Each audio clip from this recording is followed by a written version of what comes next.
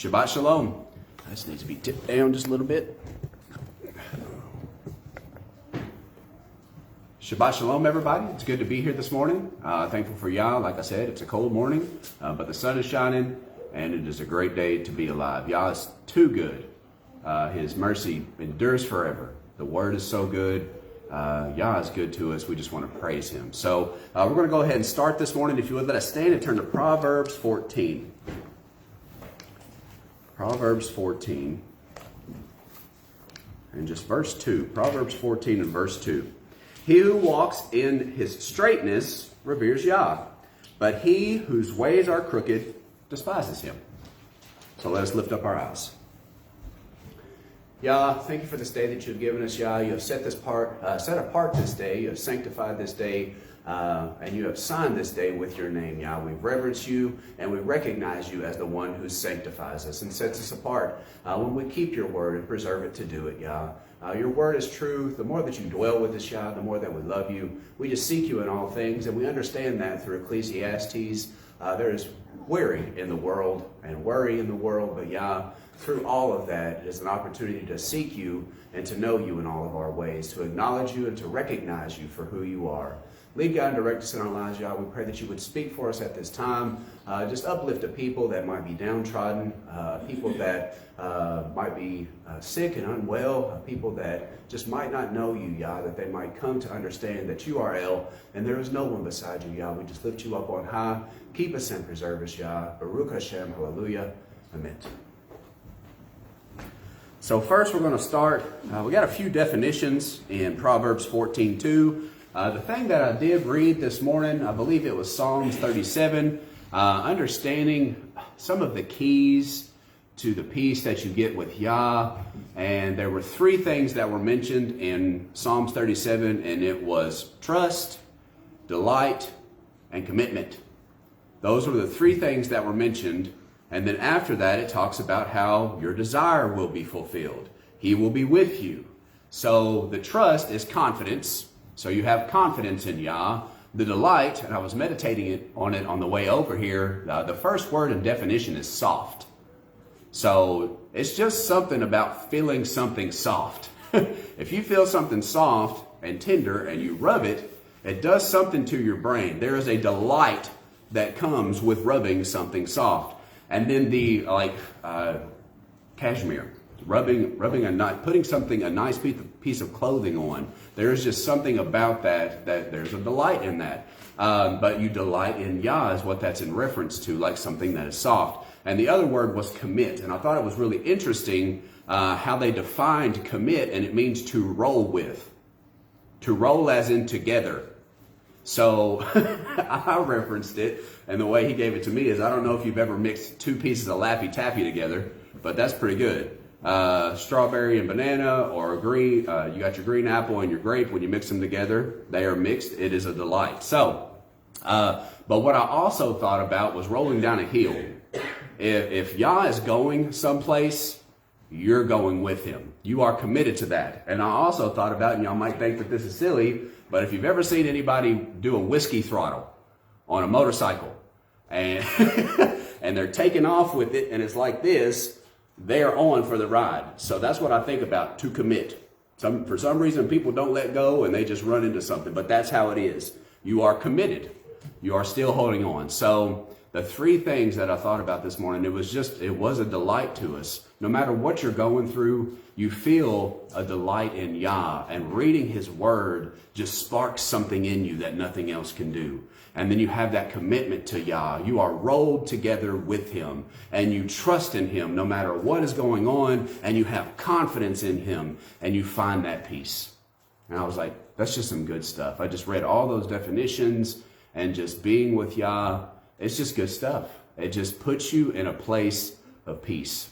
So, Proverbs 14:2, he who walks in his uprightness or straightness reveres Yah, but he whose ways are crooked despises him. So we've been talking a lot about revering Yah, respecting Yah. Sometimes we have to earn respect in our lives. Sometimes people can lose respect. It's harder to gain your respect back after it's been lost. But Yah definitely deserves our awe and our respect. And many times through Scripture, you see how he has performed, what he has done, and he is worthy of our honor. So that's where that comes from, is that respect, is that he is merciful even though he is sovereign. He can do what he wants to. He is still merciful, and he punishes us less than what our sins deserve. So he is one to be respected. He is one to be loved. He is merciful, but he is also righteous. So, the reverence of Yah. He who walks in his straightness reveres Yah. So, you know that person reveres Yah when you see him walking in his straightness. That walk is halak. It is to go. It is to come. It is to live. The one who lives in his uprightness. He makes it his manner of life. He exercises uprightness. He travels, and wherever he goes, he's upright. That uprightness is yosher. It is straightness, uprightness, rightness. Everything that he does is right. It is equity, evenness. We've talked about before, judgment is good even when we believe that it is not in our favor. No matter what, the judgment is still good. So it's even, equity. So the one who walks in straightness reveres Yah. So if you want to see the one who reveres Yah, you see that he does right. No matter even if it is in his favor or not. But he whose ways are crooked despises him. That the fearing Yah, is it's reverent, afraid, morally reverent. So the one who, but he whose ways are crooked despises him. So that he whose ways are crooked, he turns aside. That's luz. It is to go wrong. He is devious. He is perverse. The way is road. So you see two comparisons here. The one who walks and the one who's on the road. The road is way, road, journey. He makes his journey perverse. He makes his manner devious. He makes his direction to turn aside. He has habits of being perverse or devious. It is his course of life to do wrong. He has no moral character. It is his life, mode, action. It's his custom to be deceitful. So you see the two ways of life here. The one who reveres Yah walks in uprightness. But the one who hates him does his own thing. He goes his own way. He goes his own direction. He makes up his own course of life. He has his own moral character. He whose ways are crooked despises him. That word despise, it means he holds into contempt. I never knew what that word contempt meant until I studied it. It's worthless to him. Why would you do that? It's worthless to him. It's despicable, worthless. He holds it in disregard. It is disesteem. The one who walks in his crookedness despises Yah. It despises him. So, we're starting off this morning understanding the reverence of Yah. We'll hit a few more verses on the reverence of Yah and what that means. The basics of it is to follow Torah. It's to follow his instructions. It is to do what is right. Proverbs 13, 12 through 14. Expectancy drawn out makes the heart sick. And you figure in your life, and as we wait on Yah, we have a hope, we have an expectancy. But sometimes you feel like, where's the kingdom? Where are you, Yah? How long will you let this go on? But expectancy drawn out, it can make your heart sick. But notice what it says after that. But a longing come true is a tree of life. The way that he revealed that to me this morning is when you plant, you have hope. When you plant, you have hope that one day you are going to reap that harvest. So do not forsake doing good.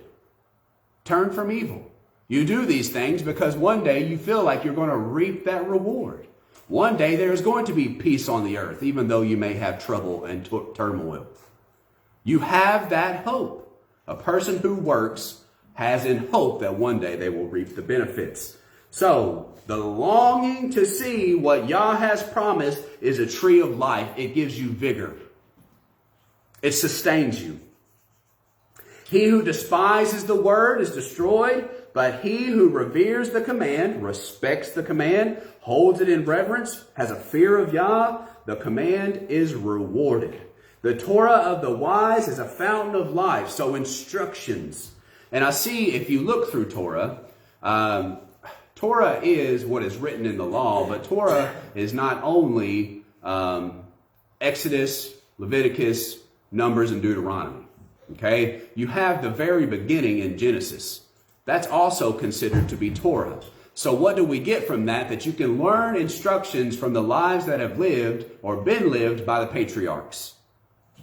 You can see through Abraham's life. You can see through Jacob's life. You can see through Abel's life and Moses and all of them.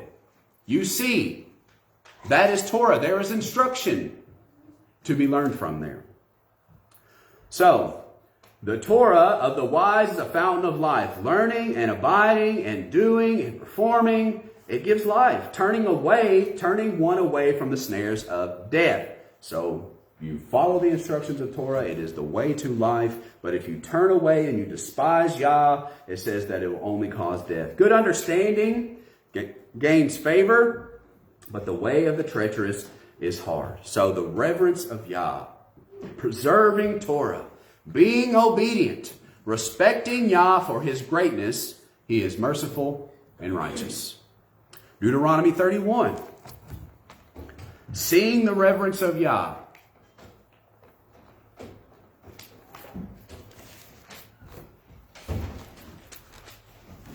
Deuteronomy 31 and verse 10. And Moshe commanded them, saying, at the end of 7 years, at the appointed time, the year of the release, at the feast of Sukkot, when all Israel comes to appear before Yah. So there were 3 times that you were supposed to appear before Yah, and Sukkot was one of them. So, continuing on. And Moshe commanded them, saying, at the end of 7 years, at the appointed time, the year of the release, at the festival of Sukkot, when all Israel comes to appear before Yah, your Elohim, in the place which he chooses, read this Torah before all of Israel in their hearing. So the instructions. Assemble the people, the men and the women, and the little ones, and your sojourner who is within your gates. So that is everybody. Men, women, little ones, even the foreigner who is with you, gather them together so that they hear this Torah. Now, what do we get from the Torah? What does he say? That they may hear. Within your gates, that they may hear, so that they learn to revere Yah, your Elohim, and to guard, to do all the words of this Torah. So, when they all gather together, and there's another verse in Deuteronomy 17, and we'll get to that. He said, when you get into the land and you ask for a king. So, in Deuteronomy, he already knew what was going to happen in Judges or in 1 Samuel. He knew what was going to happen. So he says, when you appoint over you a king, just like the other nations, that's what he says in Deuteronomy 17, he says that he shall write his own version of this Torah, that he may learn to revere Yah. So you throw out the Torah, you throw out the instructions of Yah, and what else do you throw out with that? The fear of Yah. He says, you may teach them this Torah that they may learn to fear me. That learn is lamad. It is learn. You can teach them to fear me. They can exercise the reverence. They can exercise be trained in the fear of Yah. To be taught in the fear of Yah. That is goad. We talked about that. Once you start getting off the path a little bit, Yah loves you enough to correct you and bring you back in. He goads you back in line. Okay? That's not always pleasurable when he corrects you, but nevertheless, he loves you enough to get you back online. So, to be trained in the fear of Yah, to be taught the fear of Yah, goaded, to be accustomed to know what the fear of Yah is, to be skillful in the reverence of Yah. So you throw out the law, and you throw out the fear of Yah. He said, learn the Torah, that you may be taught how to reverence me, how to respect me. But notice, it's not only for the people, the men, the women, but also for the stranger.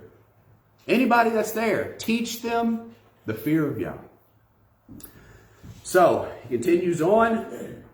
so that they may learn to revere your Elohim, to guard, to do all the words of this Torah, which is contrary to what is taught in common doctrine or today's modern doctrine, that you can't do it. If Yah said you can, period. He said, learn it, that you may do it, to perform it, period. If you love somebody and you love what they say and you reverence Yah, it's in your heart to do it, period. If you want to do it, you're going to do it.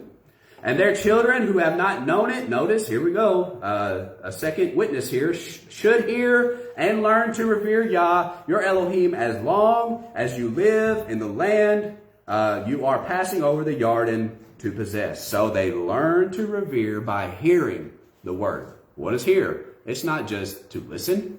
It is Shema, to hear with the intent to obey.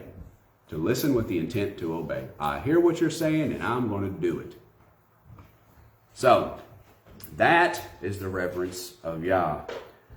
And the children who have not known it should hear and learn to revere Yah. They should hear this Torah. Deuteronomy 17. This is what we were talking about the sovereign, the king. Deuteronomy 17 and verse, that's Numbers, not Deuteronomy. Deuteronomy 17 and 11.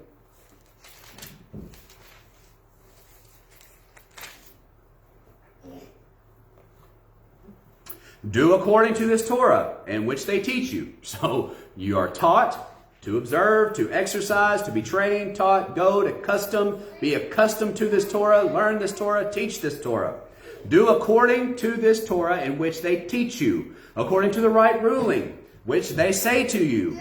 You do not turn to the right or to the left from the word which they declare to you. And the man who acts arrogantly, as to say you no longer have to do that, or why are you doing those laws? So as not to listen to the Cohen who stands to serve there before Yah your Elohim, or to the judge, that man shall die. So you shall purge the evil from Israel, and let all the people hear and revere, and no longer do arrogantly. So that is set as an example. If you see rebellion, you correct one person, all the people see nobody wants to be rebellious anymore, because they see what happens.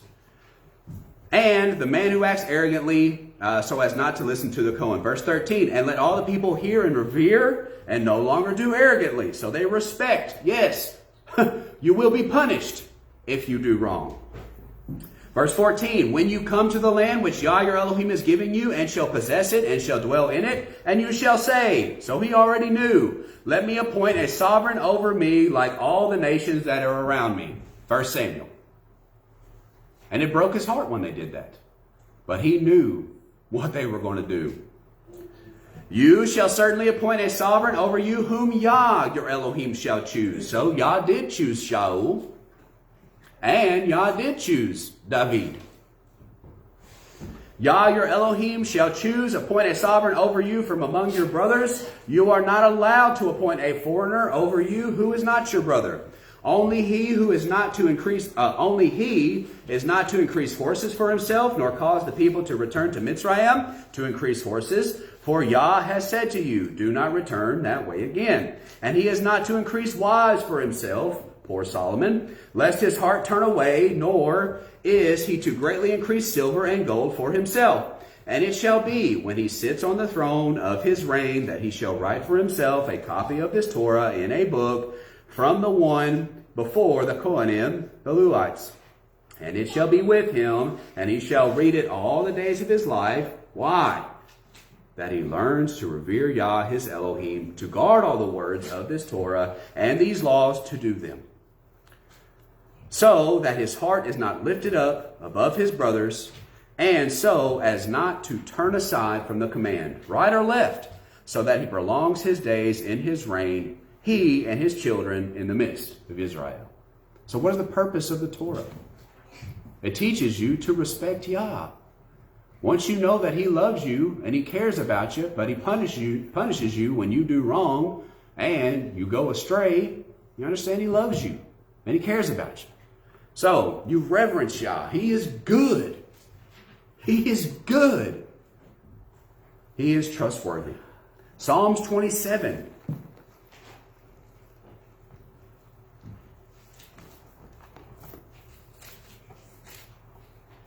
all of Psalms 27, because it is good. So remember from Deuteronomy, that fear is still yareh. It is fear, revere, be afraid, awe, honor, reverence, cause astonishment. To be afraid, terrified, terrible. Terrible, you respect. Psalms 27, okay? Of David, Yah is my light and my deliverance. Whom should I fear? So, what we are going to draw this morning, and if we had a title for this, it would be Worry is Wearisome. Worry is wearisome. You get to a point when you feel like things are just piled on top of you, that you're just wore out. That wearisome means to be tired or to be bored. Worry is wearisome. There are so many things in this world to worry about that it can just wear you out and you get tired. So, what does he say here? Why am I worried about all these things? Why do I fear what man can do to me? Why do I fear the environment that I'm in? Why do I fear what these people can do? He said, I reverence Yah. At the very end of it, when we get to Ecclesiastes chapter 12, Yah is greater than anything that you're going through right now. The fear and the worry that you have, the reverence and respect over that event that's happening to you, Yah is greater than that. It says, revere Yah. So, whom should I fear? I reverence Yah. He is with me. He's got control over all things, and he orchestrates things according to his purpose. And when we get into Job, sometimes I feel like Job had trust issues. And what I mean by that is when he was down in the dirt, he considered that I am just and upright, and why are you doing this? He had trust issues. And then what does Yah come back and tell him? Where were you when I did this? Where were you when I created this? He's like, Job, I got all of this, and I'm working all of this according to my purpose and plan. And who are you? Why are you speaking out of turn? I know what I'm doing. And you think about his children. I was going to study this morning all that happens in the first couple of chapters, but you see that Yah is just in all that he does. Even though Job had made sacrifices for his children, whatever they were doing, maybe Yah was not pleased with that. Maybe maybe Yah was there to correct them. And that's what happened. So everything in Yah's plan serves a purpose. He knows exactly what he is doing, and you got to trust in him. You got to have that confidence. So, Yah is my light and my deliverance. So he's my understanding. I go to him and he shows me why.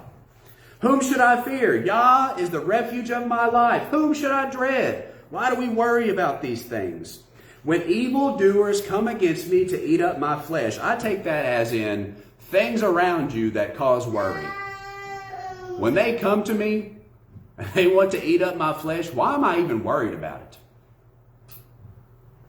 My adversaries and my enemies, they shall stumble and fall, though an army encamps against me. You talk about the worry that comes along with that. What am I going to do? What's my next turn? They've got me circled. I ain't got nowhere to go. I love Hezekiah. I love Hezekiah. He was encamped. He was encircled. They were coming to get him. And he went, he repented, and he trusted in Yah. And Yah took care of him. I really love in Psalms where it says that I have been young and now I am old, and I have not seen any children of Yah begging for bread. He's just too good. He's just too good to worry. He's just too good. And that word fret does not mean worry. I learned that this morning too. That word fret does not mean worry. It means to burn with anger. That's what that word means. It does not mean to worry. It means to burn with anger. It means you're burning on the inside. Is what that means. And when I was reading also, I think it was Psalms 37, where he said that only causes sin. when you become too overheated and too angry. So it's a root of sin. It's a root of sin. So, continuing on in Psalms 27.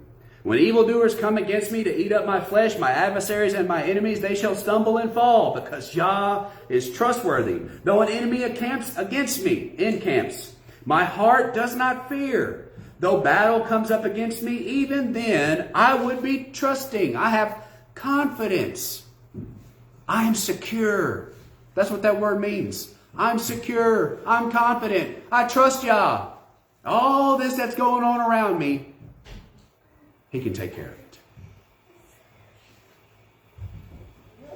My heart does not fear, though battle comes up against me. Even then I would be trusting. One I asked of Yah, this I seek, to dwell in the house of Yah all the days of my life. I want to stay there.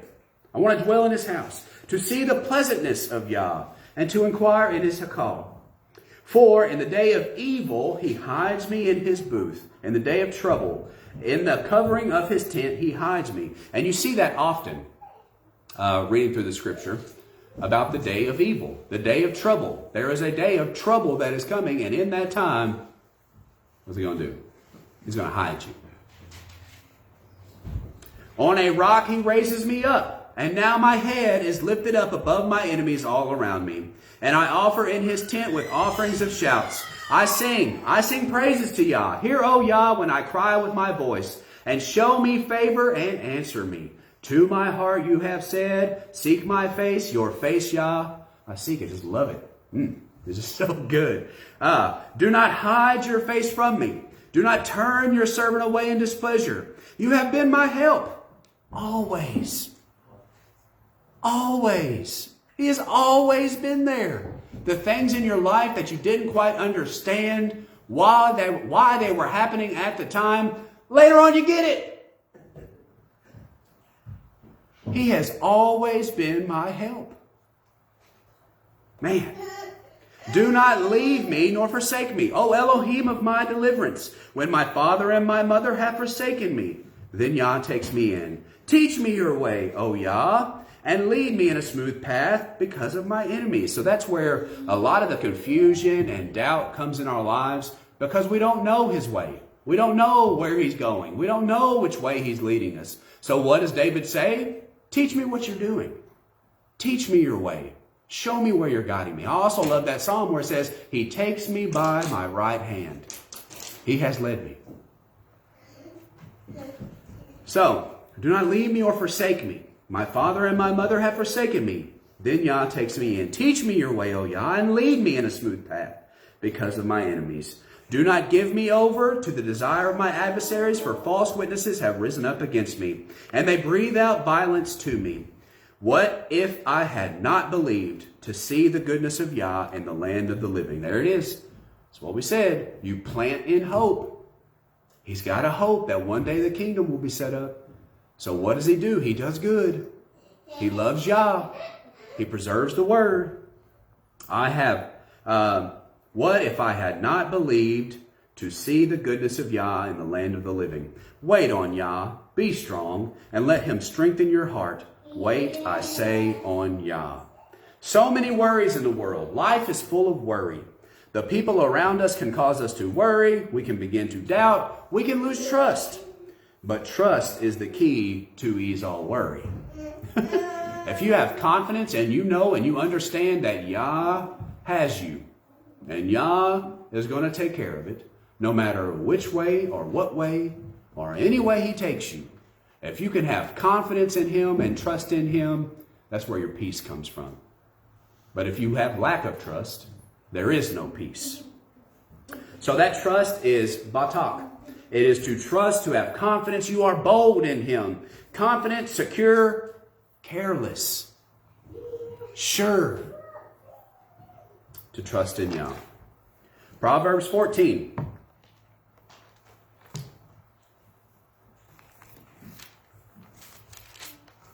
Proverbs 14 and 25. A true witness saves lives, but he who breathes out lies is a betrayer. So truth, although it hurts sometimes, is always better than lying. And when I think about lying, you have to have a good memory whenever you lie. And why is that? Because you got to remember the last lie you told when you start the new lie. So you got to have a very good memory. Otherwise, it's all going to fall apart. It's going to be a straw man. So in order to be a good liar, you have to have a very good memory.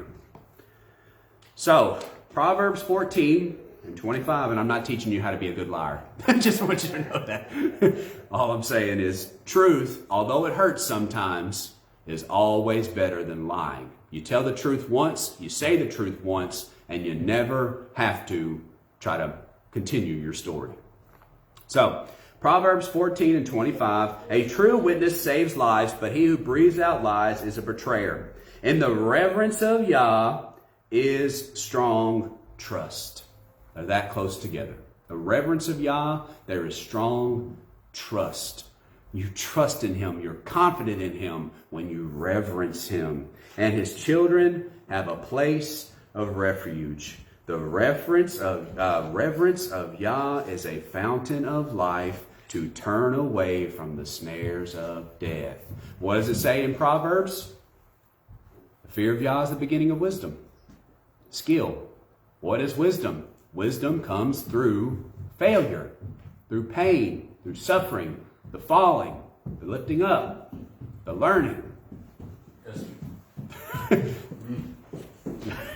So, the reverence of Yah. Strong. Confidence. The reverence of Yah is a fountain of life to turn away from the snares of death. Let's go to Job 38. So I want you to get something here, because we've talked about this many times before. You might not have the same understanding of Job that I have, or might not even agree with me when I say things like this. But whatever Yah did to Job served a purpose. And I want you to understand, like I said, maybe it was a lack of trust that Job didn't understand what Yah was doing, particularly with his life. So Job 38 and verse 1, then Yah answered Job out of the whirlwind and said, who is he who darkens counsel by words without knowledge? So, did Yah have something for Job to learn? And whenever you look back at Job and he is repenting, because people are like, well, why is he repenting for? He was a good man. You look back at what Job says, and it's these exact words. It's these exact words. What is he repenting for? He spoke dark words by counsel without understanding. In the BBE, it says, who is he that makes the purpose of God dark? By words without knowledge. The ISV says, who is this that keeps darkening my counsel without knowing what he is talking about? And then you have knowledge. Knowledge is da'af. It is knowledge, perception, discernment, understanding. So who is this that makes the purpose of God dark? He lacks understanding by words without understanding. Everything Yah does serves a purpose in your life. Was there a lack of trust in Job's life? That he thought Yah didn't know what he was doing.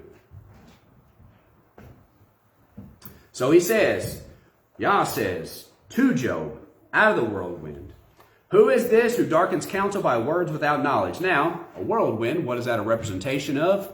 Trouble. Out of the whirlwind, trouble, trial. Out of the whirlwind said, who is he who darkens counsel by words without knowledge? Or you don't understand what you're saying, Job. Now gird up your loins like a man, and I ask you, and you answer me. Where were you when I laid the foundations of the earth? Declare if you have understanding. Where were you, Job? Were you there telling me to do this and do that? Where's your trust? Where were you when I laid the foundations of the earth? Declare if you understand. Who appointed its measurements, if you know, or who stretched the line upon it? Upon what were its foundations sunk, or who had laid its cornerstone? When the morning stars sang together, and all the sons of Elohim shouted for joy, or enclosed the sea with its doors, when it burst forth and came from the womb, when I made the clouds its garment, and thick darkness its swaddling band. So, your life is just a minute oversee of Yah. He's watching over your life, but it's just a small thing, honestly, compared to everything else that he has control over. You think about the sun and the moon. My favorite one is when he talks about the ocean, and it's right here. He talks about the ocean. He says it cannot go past the border that he has set. That amazes me. Now, don't get me wrong. You can have waves and it goes and it destroys cities and it can do all that. But by whose command? Yah's. He stopped it. He said it's bound. And you think how magnificent that is? He's got control of your life. Where were you? Verse 11. Let's read verse 8 again. Or enclose the sea with doors when it burst forth and came from the womb. When I made the clouds its darkness and thick darkness its swaddling band, and assigned for it my law and put bars and doors. Everything in the earth is followed or following the law of Yah, the instruction of Yah. In Ecclesiastes, it talks about the circuits of the wind. They have a specific place that they go, and they follow Yah's orders. The sea, you have the seasons. It all follows Yah's law. It does not exceed Yah's law unless he permits it. It's all governed by him. It said that he set his law and put the bars and doors and said, this far you have come, but no farther. And here your proud waves stop. If there's anything that scares me, it's the ocean. I am terrified of the ocean. And what I mean by that, I'm not saying that I'd never go to the ocean or to the beach, but I ain't going too far out there. I ain't going too far out there. Because they say that we know more, and whether you're flat earth or round earth or whatever you are, a flatter or a rounder, I don't know. But anyway, they say we know more about outer space than we do about our own oceans. And I'm sure there are behemoths that live out there that we don't know about. So there is less that we know about the ocean than we do about outer space. And you just think about swimming out there and the depths of whatever is under your feet. Yeah.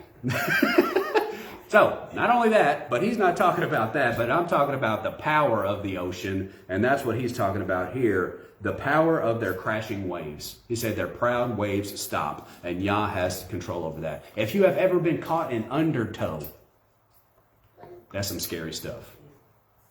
That's horrifying. It's got power, and I tell you, it'll chew you up and spit you out and not think twice about it. And Yah has control over that. So, this morning, go ahead, let's say, I want to reverence Yah. I want to respect him because of his great majesty. Where were you, Job? Trust in him. Have confidence in him. What if Job is a book, the testing of trust? Where were you? You act like I, talking to Job. You act like I, Yah, talking to Job. I don't know what I'm doing here. When you question my counsel. Ecclesiastes 12, and we'll close out. So we're going to read through all of Ecclesiastes 12 because we never do that. And we got a little bit more insight on it. I want you to understand this morning that yes, Yah does give and Yah takes away. There is no king on this earth that Yah had not given him the power to be where he is. Period. Period. That's it. Yah is in control of every single bit of it. So Ecclesiastes 12, remember also your Creator In the days of your youth. And man, don't you just wish that you were, what do they say in that song? If only I knew then what I know now. You probably would have served Yah a little bit better while you still had the strength to do so. So remember also your Creator in the days of your youth, before the trouble days come, the evil days come. Because you think about just how simple it was when you were younger. Just how simple life was. You didn't have much to do. You didn't have responsibilities. You just trusted in your parents. And then we can learn something from that. We really can. The trust of Yah. Trust in Him just like whenever you were a kid. You didn't have the worry of that. You are always taken care of. Always. Could we get back to that day? Because that's what he says right here. Before the trouble days come. The evil days come. When you got all these worries. You got all this stress. Remember also your Creator in the days of your youth, before the trouble or evil days come, and the years draw near when you say, I have no pleasure in them. When you're like, man, it is wore out. Before the sun and the light, moon and the stars are darkened, and the clouds return after the rain. So this, all that's coming up, he's saying, in your youth, while you still have vigor, honor Yah. When you have the power and the ability is there, reverence Yah. Before it's too late. Because after this, he's telling you, remember Yah, your Creator. And after that, what he's telling you is, everybody's gonna die. You have good days and you have bad days. You have positive times, you have negative times. You have pros, you have cons. Life is back and forth. So, remember your Creator before you get bitter and old. And then you regret not doing things that you had done.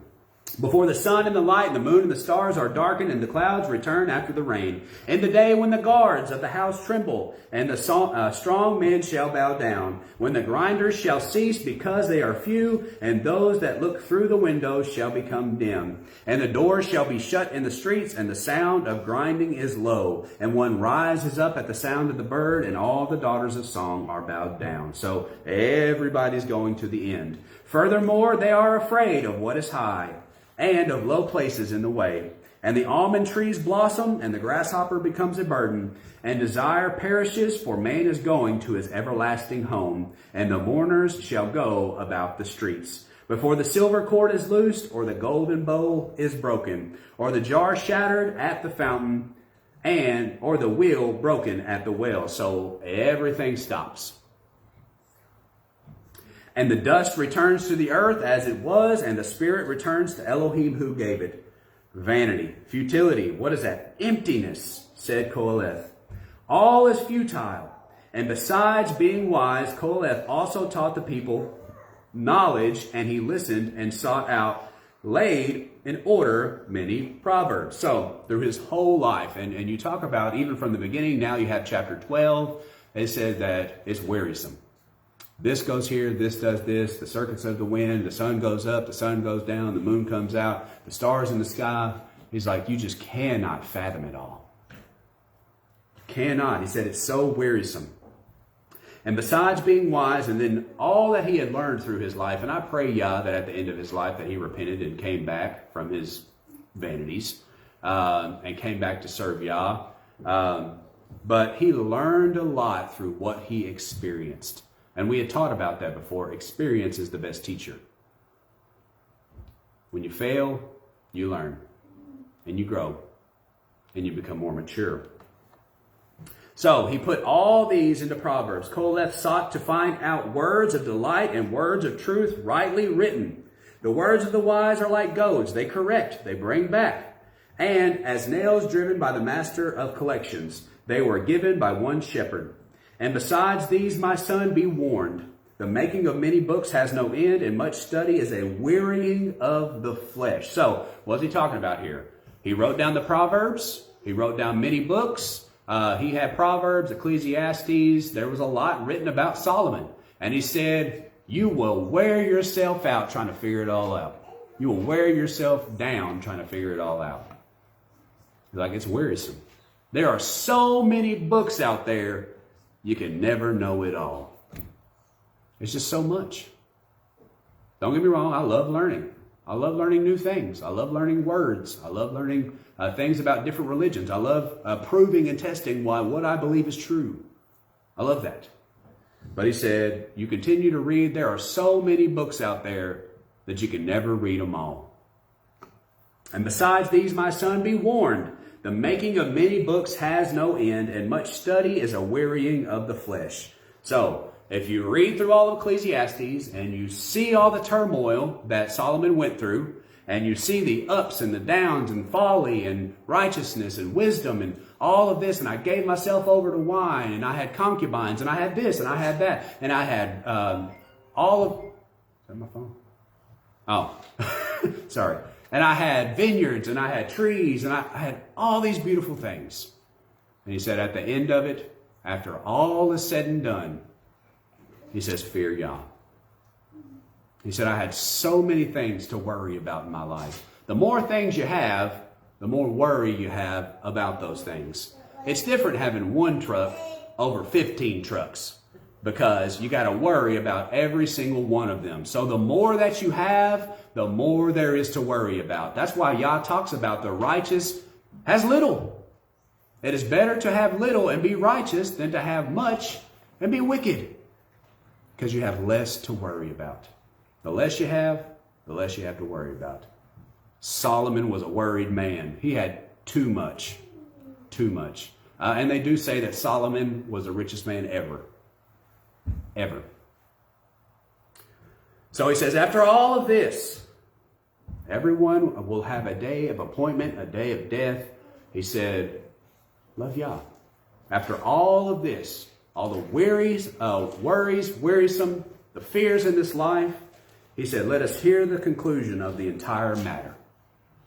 So you can read through Ecclesiastes, but if you want to know the root of it all, he said, go to the end. Let us hear the conclusion of the entire matter. Don't fear what's out there. Don't fear man. Don't worry about what's happening in your life. Revere Yah. You know why, Job? Because he's got control over all of it. Let us hear the conclusion of the entire matter. Revere Elohim and guard his commands, for this is to all mankind. For Elohim shall bring every work into right ruling, including all that is hidden, whether good or whether evil. So you read through Ecclesiastes and it will wear you out. And the very end of it, he says the conclusion of it all is don't worry about that stuff. Reverence Yah. And then what does he say also? There's something else we can learn through Ecclesiastes. Enjoy your life. Enjoy your life. Reverence Yah, keep his commands. You don't step out of the command of Yah to enjoy your life. You enjoy your life in the house of Yah.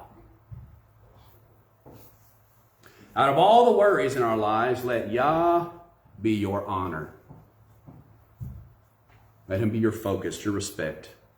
Let him be your astonishment. Don't worry, fear, and doubt over things in this life. Let Yah be your focus, because he orchestrates all things in your life to serve his purpose. Don't worry about it. Yah did it. Don't worry about it. Yah did it. Don't you draw close to him. And that's what you can get out of Ecclesiastes also, is all this you understand is empty in order to put your focus to Yah. Don't worry about it. Yah is using it to draw you closer to him, whatever it is. For the trouble makes you seek Yah earnestly. What did David say? You said, seek my face. Yah, I'm going to seek your face. Yah is greater than all your troubles. He says the whole conclusion of it all. Fear Yah, reverence Yah. All those fears are out there, but he is greater than what you're going through. Fear Yah, keep his commands. Period. Period. Worry is wearisome. Worrying about something, it don't get you nowhere. It don't do you no good. It doesn't get you anywhere. It just drags you down. So you have to get to a point in your life where you're just confident that Yah has everything in his hands. It says that even though we might be punished, or even though there might be wicked men around us that want to taunt us and want to take us down, it says Yah will take care of them too. Yah will do that. He has promised it. It says that he will deliver the righteous. Everybody have a blessed Sabbath. It has been a good day. Yah is so good. Baruch Hashem. Hallelujah. Amen.